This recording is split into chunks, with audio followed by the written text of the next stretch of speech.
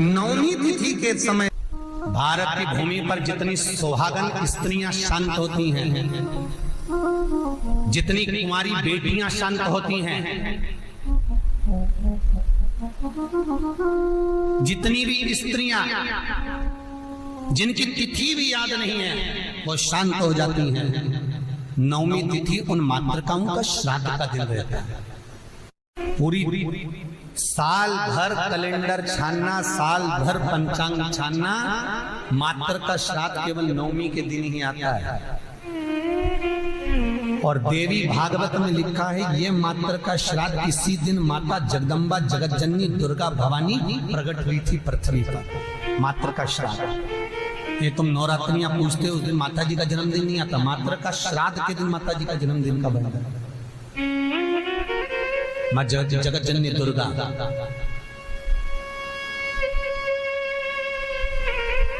मातृ का श्राद्ध किसी ने कृष्ण किया है, वो हम लिखकर लेकर आए हैं कि महाराज श्राद्ध पक्ष में हमें किसको भोजन कराना चाहिए। ऐसी कोई पुराण नहीं जिस पुराण में लिखा है कि स्त्री मरे तो स्त्री को ही भोजन करा। बहुत ध्यान देना महाराज कथा था।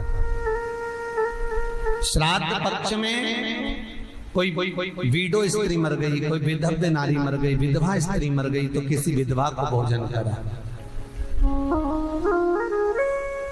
कोई स्त्री चली गई तो उसकी जगह स्त्री को भोजन करा।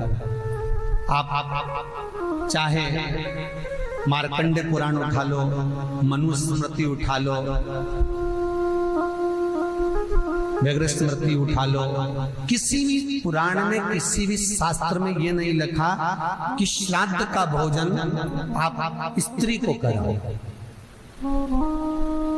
हर पुराण में एक ही बात लिखी है कि ब्राह्मण वो जो पूजन करता हो, ब्राह्मण वो जो गायत्री करता हो, ब्राह्मण वो जो भगवत भजन करता हो, ब्राह्मण वो जो मंत्र का जाप करता हो, ब्राह्मण वो जो नित्य प्रति संध्या करता हो, ब्राह्मण वो जो मंत्र का स्मरण करता हो, वेद और पुराण का ज्ञाता हो, ब्राह्मण वो जो भगवान की सेवा में तल्लीन रहता हो, ब्राह्मण वो जो कंधे पर जनेऊ धारण करता हो, ब्राह्मण वो जो मस्तक पर त्रिपुंड धारण करता हो, ब्राह्मण वो जो जिसके मुख से गायत्री का नित्य प्रति स्मरण होता हो, उसको भोजन कराने का श्राद्ध में हक है।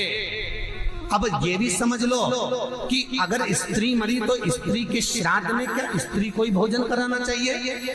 तो शिव महापुराण, गरुड़ पुराण, गर्ग संहिता, वराह पुराण, ये सारी पुराणें वर्णन करती है कि स्त्री को आप भोजन करा रहे हो। स्त्री क्या वेद पढ़ती है? स्त्री क्या गायत्री करती है? स्त्री क्या संध्या करती है? स्त्री क्या उपासना करती है? नहीं। अगर उस स्त्री के लिए भी आपने ब्राह्मण को भोजन कराया तो भोजन करेगा तो गायत्री करेगा, संध्या करेगा, उससे उसको भाग हमारे पूर्वजों को प्राप्त होगा। इसलिए ब्राह्मण भोजन की महत्वता करते हैं।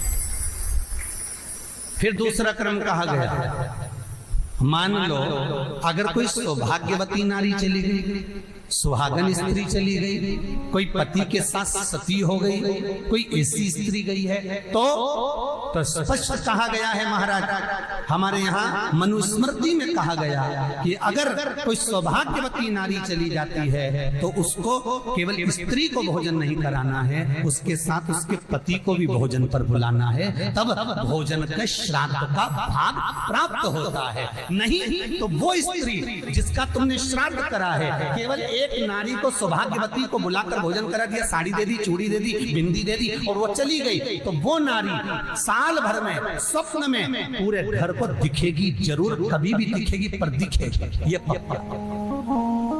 अब कहोगे महाराज हमने तो श्राद्ध में माता जी का भोजन भी कराया था, स्वागन गई थी तो हमने तो एक लेडीज को भोजन भी कराया।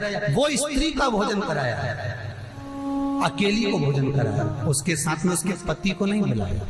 अगर पति आता, दोनों अखंड भाव से भोजन करते तो फिर वो स्वप्न में नहीं दिखती, आशीर्वाद देकर जाती, क्योंकि उसकी अकेली को तुमने भोजन कराया है, अकेली। मनुस्मृति कहती है सुहागन स्त्री का जब श्राद्ध आता है तो उसके पति को भी जोड़े पर भोजन करने बुलाना चाहिए, अकेले नहीं। भारत की भूमि पर जितनी सुहागन स्त्रियां शांत होती हैं, जितनी कुंवारी बेटियां शांत होती हैं, जितनी भी स्त्रियां जिनकी तिथि भी याद नहीं है वो शांत हो जाती हैं। नवमी तिथि उन मातृकाओं का श्राद्ध। अगर ज्यादा रोग है, बीमारी है, तो श्राद्ध पक्ष की नवमी तिथि के समय पर केवल बड़ के पत्ते के ऊपर, बड़ का जो पत्ता होता है, बड़ वृक्ष का पत्ता, उस पे काली तिल और जौ 21 बार उतार कर, जो व्यक्ति बहुत बीमार पड़ा रहता हो, कोई ना कोई बीमारी उसको घेरी रहती हो, तो बड़ के पत्ते पर काली तिल और जौ, काली तिल और जौ रख कर पितरों का स्मरण कर कर नवमी तिथि के दिन 21 बार उतार कर बहते पानी में डाल दो या पीपल के पेड़ के नीचे रख दो, बीमारी समाप्त हो जाएगी, रोग नहीं घेर सकता। अगले श्राद्ध तक लिख कर रखना कि किस तारीख को करा, किस तिथि को करा, अगली तिथि तक जानना, आपको रोग नहीं आएगा, बीमारी नहीं आ सकती, कष्ट नहीं। शिव महापुराण का था, भगवान शिव आनंद की राशि। कल मातृ का श्राद्ध है।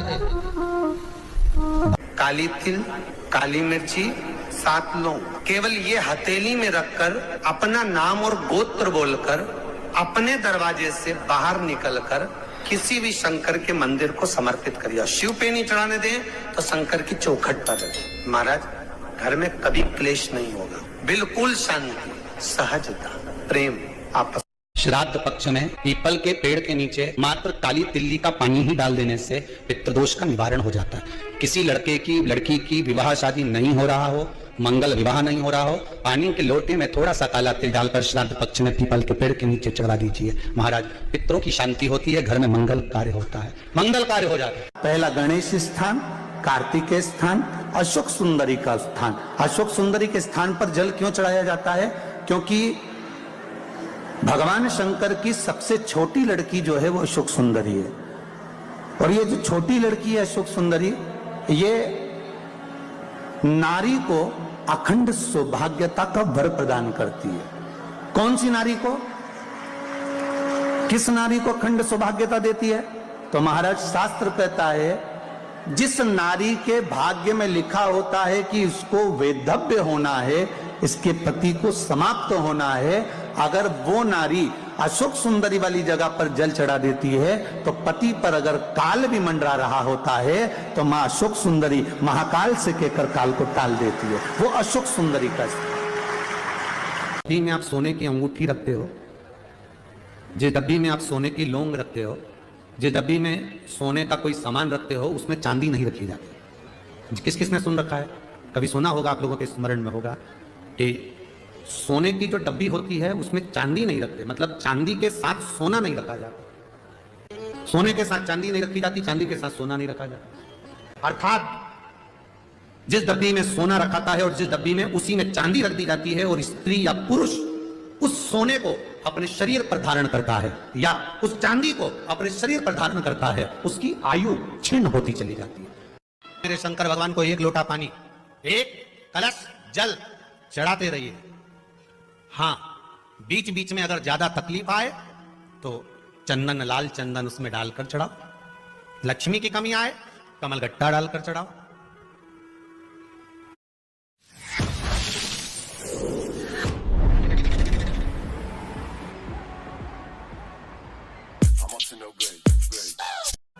लक्ष्मी की कमी आए, कमल गट्टा डालकर चढ़ाओ।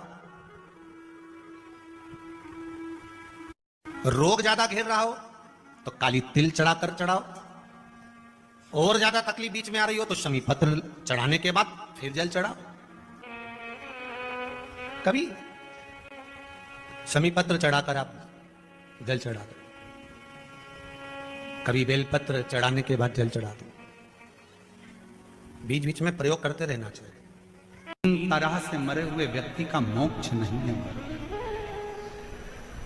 पहले नंबर पर पानी में डूबकर मरे हुए व्यक्ति का मोक्ष नहीं है। दूसरे नंबर पर सर्प के डसे से मरे हुए व्यक्ति का मोक्ष नहीं है। और तीसरे नंबर पर स्त्री के हाथ से, नारी के हाथ से अगर कोई मरता है उसका मोक्ष नहीं। बीमारी डॉक्टर का पीछे ही नहीं छूट रहा हो तो शिव महापुराण, विष्णु पुराण और स्कंद पुराण में जो पुरुषोत्तम कथाओं का वर्णन किया गया है, एक आटे का दिया, उसमें 4 बत्ती, आटे के दिए में 4 बत्ती रखें, तिल्ली का तेल डाल लें, थोड़ा सा उसमें सरसों का तेल डाल लें। महाराज घर के बाहर, अर्थात घर के अंदर के बाहर जो चौखट होती, चौखट से थोड़ा सा बाहर, बिल्कुल चौखट में नहीं बैठना, थोड़ा सा बाहर, 9वीं तिथि के दिन शाम के 6 से 6:30 के बीच में 21 बार जो व्यक्ति बीमार रहता है उसके सिर से नीचे की ओर श्री नरसिंह भगवान का स्मरण कर, 9वीं तिथि के उस तिथि का नाम लेकर, जो व्यक्ति का उतारा कर रहे हैं उसका नाम और गोत्र लेकर 21 बार जो उतार कर उस दिए को घर के ही चौखट पर, आज भी नियम है 9वीं तिथि के दिन अगर भगवान नारायण के चरणों में हल्दी और कुंकू दोनों चीजें चढ़ाई जाए तो नारी कभी विधवा होकर नहीं मरती। आज भी लिखा है, अखंडता को पाने के लिए भगवान नारायण के सीधे चरण में हल्दी और उल्टे चरण में हरोली चढ़ाई जाती, कुंकू दोनों। हंस और कौवे में एक अंतर है, हंस गलती को देखता है तो भी चुप रहकर एकांत में जाकर कह देता है कि तुमने ये गलती कर। हंस कभी चिल्लाकर नहीं कहता, और कौवा एक ऐसा होता है जो कोई गलती करे तो काऊ काऊ काऊ काऊ कर कर कर चिल्ला चिल्ला कर इकट्ठा करेगा, सारे कौवों को इकट्ठा कर लेगा। और वो कौवे भी कुछ नहीं करेंगे, वो भी काऊ काऊ करेंगे। कौवे का काम है कि सबको इकट्ठा करना है, चिल्लाओ काऊ काऊ काऊ करो, इसने ये गलती करी है, चिल्लाना चालू करो। और कौवे का काम है वो चिल्लाता रहेगा, इकट्ठा करेगा, सबको एकत्रित करेगा, और वो कौवे भी चिल्लाएंगे, बहुत चिल्ला। पर निवेदन है, कौवा मत बनना, हंस के झुंड में जाकर बैठना, थोड़ा समझना समझाना। क्यों कहा कि मंदिर में भी अपने पांव लंबे कर कर नहीं बैठना, पांव मोड़ कर बैठना। पांव मोड़ने से मतलब है कि मंदिर में जब भी जाना, भगवान के पास जब भी जाना, कथा में जब भी जाना, तो अपने दिल को संसार से मोड़कर परमात्मा के पास लेकर बैठना, तो परमात्मा मिल सकता। भगवान शंकर के मंदिर में अपन पांव को मोड़ के बैठते हैं, हाथ जोड़ कर बैठते हैं, क्योंकि अपने दिल को मोड़ना है परमात्मा की ओर, भगवान की। गांधारी से कहा पट्टी खोलो आंखों की, गांधारी ने आंखों की पट्टी खोली तो सामने एक बोर का बेर का पेड़ दिखा, एक बेर का पौधा, एक बोर का जो बेर हम खाते हैं उसका पौधा नजर आ गया। और पौधा दिखते से तुरंत गांधारी ने बेर तोड़ना चाहे, पर बेर तो ऊंचे लगे थे। गांधारी ने एक शव को उठाया, दूसरे शव को उठाया, तीसरे शव को उठाया, शवों का ढेर लगाया। गांधारी उस पर चढ़ गई और बेर तोड़कर खाने लगी। खाने के बाद गांधारी को याद आया कि मुझे तो अपने बेटों से मिलना है जो मर गए। कृष्ण से कहा, कान्हा मेरे बेटे कहाँ हैं? कृष्ण कहते हैं, गांधारी काकी, जो आपके पांव के नीचे मसले जा रहे हैं ये आपके बेटे ही हैं। गांधारी कहती है, मेरे बेटों की ये दशा कैसे हो गई? मैंने कोई पाप नहीं करा, मैंने कभी कोई गलत कर्म नहीं करा, फिर ये दशा हुई कैसे है? भगवान कृष्ण ने कहा, गांधारी काकी, पूर्व समय में तुमने 100 केचुओं को मलवाया था, वो 100 केचुए आज आपके सामने मले हुए पड़े हैं। जैसा दूसरे के साथ करोगे वैसा भोगने के लिए तैयार है। नगरी में आप प्रवेश करेंगे और काशी की पवित्र धरा पर मां गंगा की गोद में जब आप जाएंगे, आप दर्शन करेंगे मणिकर्णिका घाट। वो मणिकर्णिका घाट जहाँ पर मेरी माता पार्वती जी भगवान शंकर के साथ विराजमान होकर अपने कान का कुंडल ढूंढती हैं, मणि ढूंढती।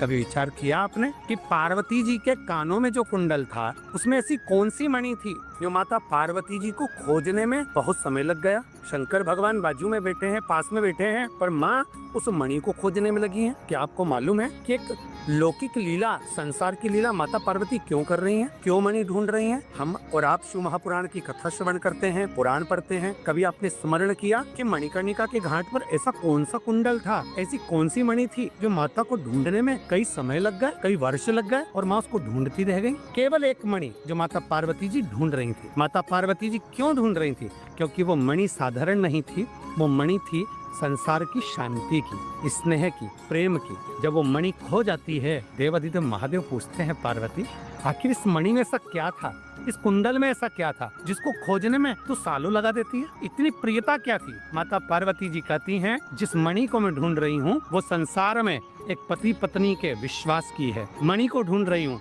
संसार में भाई भाई के विश्वास की है। मणि को ढूंढ रही हूँ एक बहन के विश्वास की है, माता पिता और परिवार के विश्वास की है। वो मणि इस जगह पर खो गई है, उस मणि को ढूंढना जरूरी है स्वामी। अगर वो मणि नहीं मिलेगी तो संसार में विश्वास कहाँ रहेगा? शंकर कहते हैं, पार्वती तुम्हारे एक कान की मणि गिरी है वो विश्वास की है, तो दूसरे कान की मणि कौन सी भाव की है? पार्वती जी कहती हैं वो शांति की मणि है। तो पार्वती तुम्हारे कान के कुंडल में एक मणि तो लगी हुई है। भगवान शंकर से पार्वती जी कहती हैं, विश्वास की मणि कहीं खो गई है और शांति की मणि मेरे कान में है। जो हमारे नजदीक में आ जाता है ना स्वामी, उसको शांति मिलना प्रारंभ हो जाती है, और जो दूर चले जाता है उससे धीरे धीरे धीरे धीरे विश्वास टूटता चले जाता है। हर हर महादेव, श्री शिवाय, नमस्ते। व्यस्त हो तो समझ लो कि सबसे ज्यादा मस्त हो।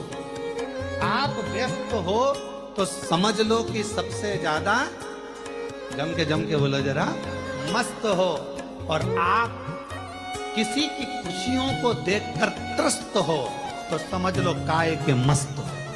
किसी की खुशी देखकर कोई अच्छे पद पर बैठ गया, कोई अच्छी कुर्सी पर बैठ गया, कोई अच्छे पद पर पहुंच गया, कोई औहदे पर पहुंच गया, कोई बहुत अच्छा काम कर लिया, किसी ने बहुत अच्छा कार्य कर लिया, और उसको देखकर आप अंदर ही अंदर से त्रस्त हैं, तो फिर त्रस्त हैं, तो फिर काय के मस्त है। कहती है कि भगवान से प्रार्थना करा करो कि मुझे व्यस्त रखना।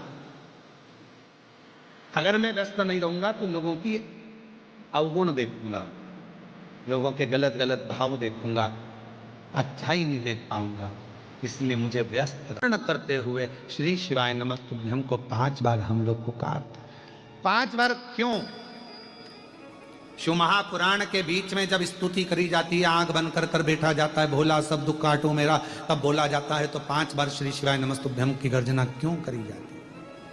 क्योंकि इतने जो भक्त आते हैं, इनके जितने दुख हैं, तकलीफ हैं, कष्ट हैं, परेशानियां हैं, चाहे हमारी हो चाहे तुम्हारी हो, जब हम उच्चारण 5 बार करते हैं तो ये शब्द हमारे शिव पंचायत में पहुंच जाते हैं।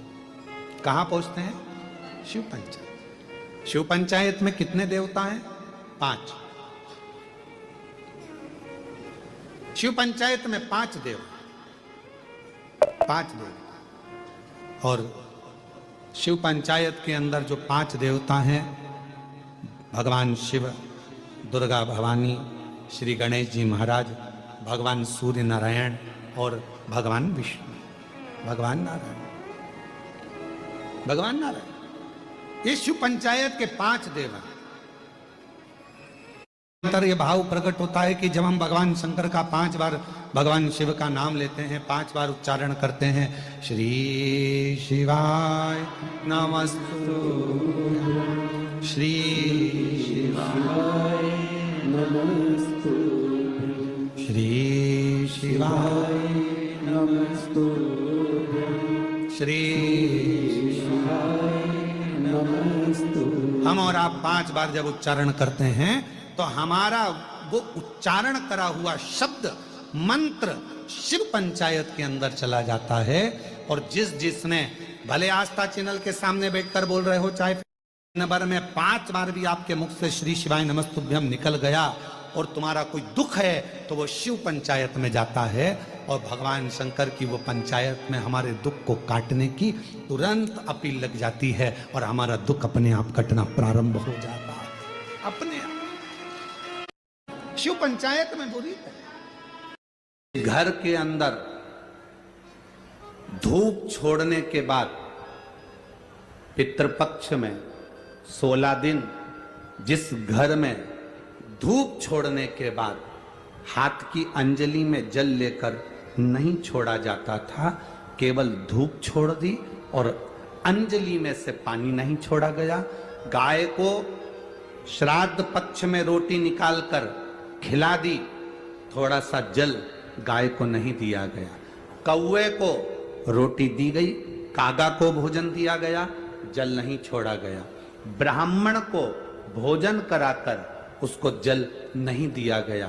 तो इस महाशनि का काम क्या था? श्राद्ध पक्ष में पितरों को जो भाग मिलता था, देवताओं को जो भाग मिलता था, पितृ पक्ष में पितरों को जो भाग मिलता था, जिसमें जल नहीं छोड़ा जाता था, उस भाग के, उस घर की 71 पीढ़ी का पितरों का हिस्सा ये महाशनि अपने खाते में ले लेता था और उसको अपने पक्ष में रख लेता था। तो पितृ उससे तरसते थे, उस भोजन के लिए तरसते थे। अब जरा विचार करिएगा। वैसे तो आप लोग सब समझदार हैं, वैसे तो आप लोग सब अगर धूप छोड़ते होंगे तो जल जरूर छोड़ते होंगे।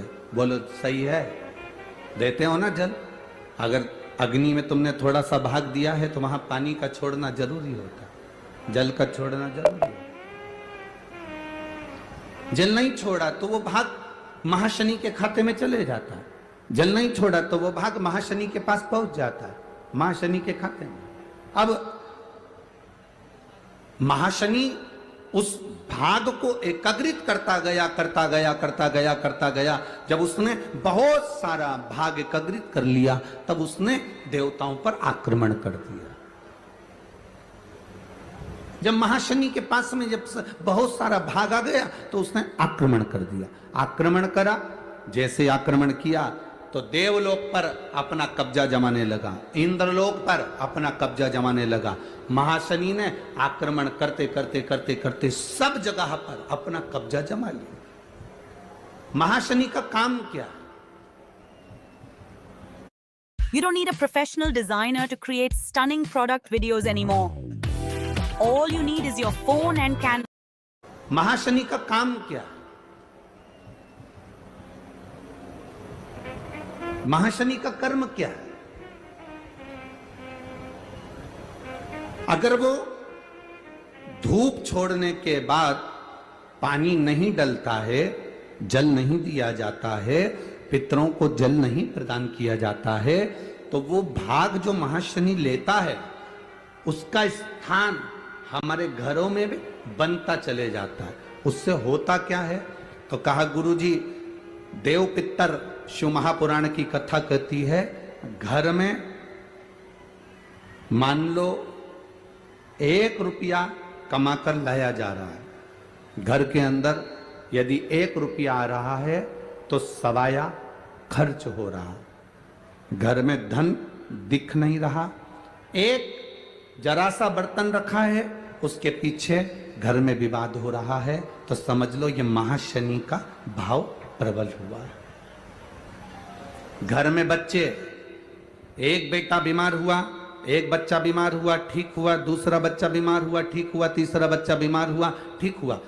छोटे बीमार होते होते बड़े बीमार होने लगे, एक बीमार पड़ रहा है, एक ठीक हो रहा है, समझ लो महाशनि का प्रभाव है। मतलब तुमने कि तुम्हारे घर में अगर 4 बेटे हैं, 3 बेटे हैं, उन्होंने धूप तो छोड़ दी, पर किसी ना किसी ने जल देने से उसको जल प्रदान नहीं करा। गाय को रोटी तो श्राद्ध पक्ष में दे दी, पर जल नहीं दिया गया।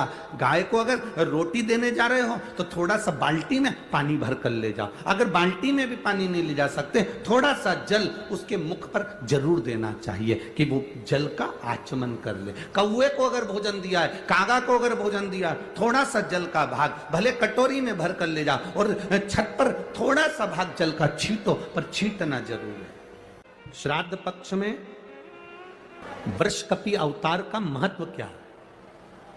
विषकपि अवतार की महत्वता क्या है? देव पितर शिव महापुराण में अगर 16 दिन श्राद्ध के होते हैं और 16 दिन श्राद्ध में से कोई भी एक दिन श्राद्ध का, जो तुम्हारी मर्जी पड़ जाए, जिस दिन तुम घर में फ्री हो, जिस दिन तुम्हारी मर्जी पड़ जाए, जिस दिन तुम्हारा मन कर जाए, उस दिन वृषकपि, विषकपि नाम लेकर एक रोटी में थोड़ी सी शक्कर या गुड़, थोड़ा सा चावल, थोड़ा सा अगर चावल नहीं हो तो खीर बन जाए तो ज्यादा अच्छी है, रोटी के अंदर रखकर वृषकपि या विषकपि, भगवान शंकर का एक अवतार है नारायण के साथ में।